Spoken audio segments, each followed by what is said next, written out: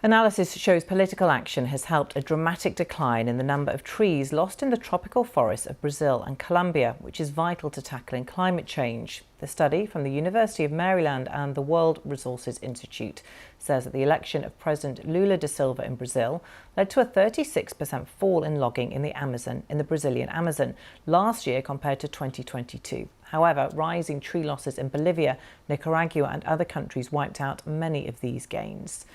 Let's cross live now to Rod Taylor, Global Director of the Forest Programme at the World Resources Institute, who has more on this. Welcome to you. Thanks very much for joining us from Geneva. Tell us a bit more about the findings of this report.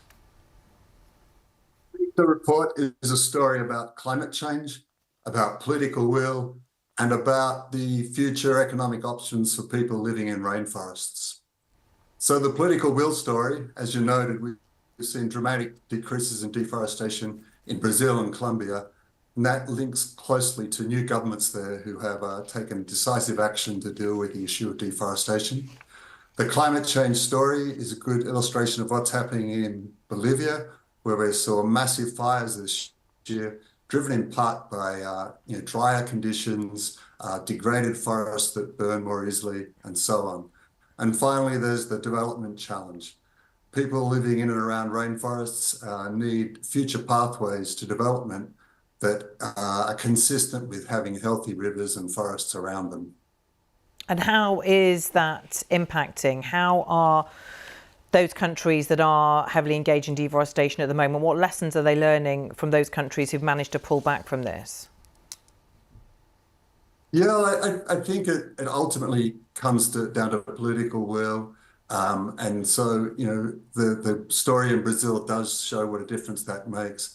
But also, I think it's a realization of the local impacts of deforestation. So, for example, the Amazon generates rainfall for lots of the farming regions in South America. And if that rain goes away, it affects the whole economy. So I think ultimately it's those local impacts that's likely to drive that political will. Yeah, not just political will. We need economic solutions, don't we? Land is under pressure in so many of these countries. So what could be done to replace this economically, the logging and the use of this land?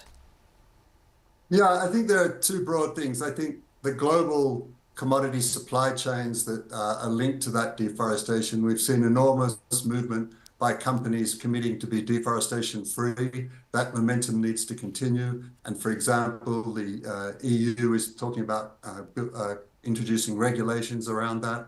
And then more from the local perspective, people need real development options that allow them to kind of have their forests and find future economic livelihoods. And so there's a lot of interesting experimentation going around on what a forest-friendly economy can look like. Yeah, you mentioned the EU there. Is there enough international support for these countries who rely on deforestation economically to supplement, to replace this? Yeah, that's the big challenge of approaches like the EU's is how to support the countries that are going to have to jump through these new regulations to be ready to meet them and to improve yields in the existing farms, for example, to take the pressure off the remaining natural areas. Okay, really interesting to get your thoughts. Thanks very much for being with us, Rod Taylor, there in Geneva. Thank you.